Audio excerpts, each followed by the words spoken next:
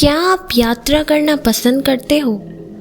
क्या आप हरे भरे जंगल में एक या दो लोगों के साथ शांति से यात्रा करना पसंद करते हैं, जहाँ स्प्रिंग्स, खांचे, कैंप्स लगाना, सीधे जलती हुई लकड़ी से स्वादिष्ट पका हुआ भोजन करना और एक कैंप फायर के दौरान बैठकर गपशप करना और रात में जंगल की आवाज़ें सुनना? क्या ये सब आपको भाता है? ये सब कुछ कितना अद्भुत लगता है ना? लेकिन क्या होगा अगर आप एक ऐसी आवाज़ सुने जो जंगल के घने हिस्से से निकल रही हो? एक आवाज़ इतनी रहस्यमय कि आप उस मिस्टीरियस और मेस्मराइजिंग आवाज़ का अनुसरण करने की संभावना का विरोध ही नहीं कर सकते।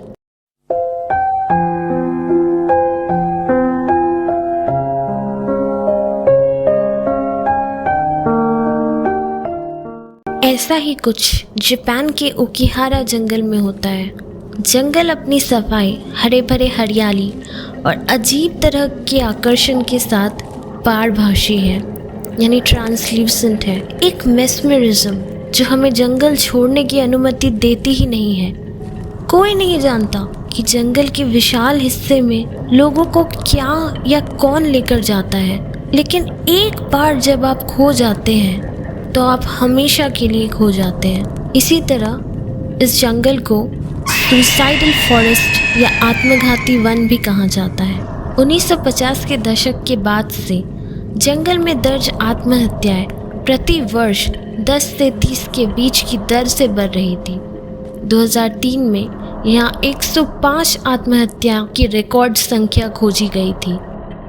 जनवरी 2018 में एक यूट्यूबर द्वारा फिल्माए जाने के बाद ओकिहारा फॉरेस्ट ने अंतर्राष्ट्रीय स्तर पर ध्यान आकर्षित किया और अपने चैनल पर एक आत्महत्या करने वाले का शरीर को प्रसारित भी किया। ओकिहारा फॉरेस्ट खो जाने के लिए बहुत ही आसान जगह है। विजिटर्स को पगडंडियों पर रहने के लिए दृढ़ता से प्रोत्साहित किया जाता है। जंगल के पेड़ भयानक लगते हैं और चुड़ैल के हाथों की तरह बेहद मुड़े हुए रहते हैं। कुछ ही दूरी पर माउंट फूजी की उपस्थिति के कारण स्थान ढलानतर और चट्टानी है, लेकिन किसी भी चीज से ज्यादा परेशान करने वाला है जंगल की खामोशी और भीतर से कुछ ना होने का एहसास। एक टूरिस्ट ने चुप्पी का वर्णन कुछ इस तरीके से किया: मेरी सांस एक दहाड़ की तरह लग रही थी उस जंगल में। बहुत से लोगों ने रिपोर्ट किया है कि उन्होंने किमोनो पहने हुए एक निष्पक्ष महिला की उपस्थिति देखी है। वो रास्ता बनाती है और जंगल की विशालता में गायब हो जाती है। इस उपस्थिति को यूरेई के नाम से जाना जाता है।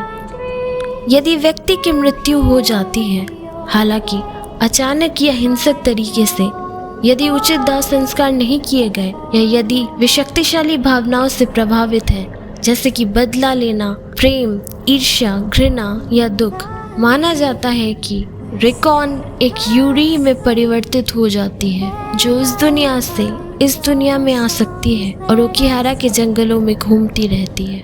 इस कुख्यात जंगल में जाने वाले ज्यादातर 3 प्रकार के ही लोग होते हैं, जैसे ट्रेकर्स, एक्सप्लोरर्स और एक तरफा यात्रा की योजना बनाने वाले ट्रैवलर्स। आपको निश्चित रूप से एक गाइड यानी मार्गदर्शक की आवश्यकता होगी। यदि आप अकेले निकलते हैं तो आप जंगल के कुछ हिस्सों में प्रवेश करने की अनुमति नहीं ले सकते, और यदि आप वहां जाते हैं तो भगवान ही मालिक है।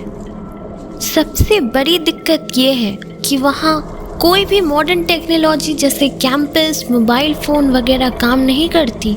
कैंपस से अजीब डायरेक्शन दिखते हैं जो आपको बरगला सकते हैं। साथ ही साथ मोबाइल फ़ोन में भी सिग्नल्स नहीं आते, इसलिए एक जंगल में पहुंचने के बाद वापस आना बेहद मुश्किल है। साथ ही लोगों का ये भी मानना है कि लोग यह सुसाइड करते हैं। जंगल में काम करने वाले इन बॉडीज़ को पुलिस स्टेशन पहुंचाते हैं। लोगों का मानना है कि सुसाइड करने वाले की आत्मा पूरी रात चिल्लाती है। 2016 में द फॉरेस्ट नाम की एक मूवी बनी थी जो जेसन जेडा के द्वारा डायरेक्टेड थी। द फॉरेस्ट ओकिहारा फॉरेस्ट के ऊपर ही बेस्ड थी, लेकिन अनफॉर्चुनेटली डायरेक्टर, प्रोड्यूसर और पूरे टीम को वहाँ पे शूटिंग करने की परमिशन नहीं मिली। उनको शूटिंग कहीं और करना पड़ा। यानी एक फ़िल्म बनाने के लिए भी जापानीज़ गवर्नमेंट उनकी हत्याओं का रिस्क नहीं ले सकती थी। इस बात से आप समझ गए होंगे कि ये कोई कहानी नहीं है बल्कि रियलिटी है और बहुत ही डरावनी है।